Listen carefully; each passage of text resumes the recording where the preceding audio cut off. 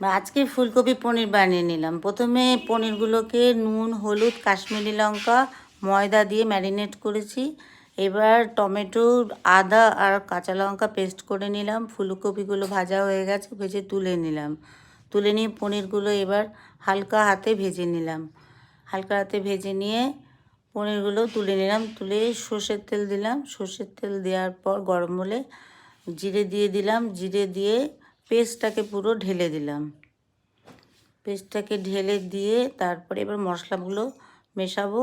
ধনে গুঁড়ো, জিরে গুঁড়ো সমপরিমাণ দিলাম, হলুদ দিলাম, তারপরে নুন দিলাম, পরিমাণ মতো মিষ্টি দিলাম।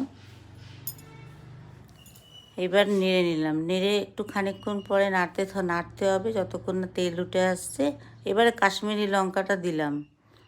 দিয়ে যখন তেল উঠে এলো ফুলকপিগুলো ঢেলে দিলাম। ঢেলে দিয়ে ফুলকপিগুলোকে ভালো করে মশলার সাথে কষিয়ে নিলাম যতক্ষণ না তেল ছেড়ে আসে। এবারে জল দিয়ে দিচ্ছি। জল তোমার প্রয়োজন মতো জল দিলাম। জল দিয়ে কাজু বাদাম কিশমিশ পেস্টটাকে ঢেলে দিলাম। ঢেলে জল দিয়ে দিলাম। জল দিয়ে তারপরে নাড়াচাড়া করলাম। নাড়াচাড়া করে খানিকক্ষণ আরেকটু জল দিলাম।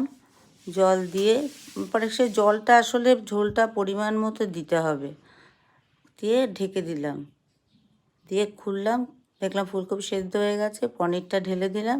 দিয়ে গরম মশলা গুঁড়ো দিলাম। দিয়ে ঘি দিলাম। ঘি দিয়ে নাড়াচাড়া করে এবারে আমি এটাকে ঢেকে রাখবো।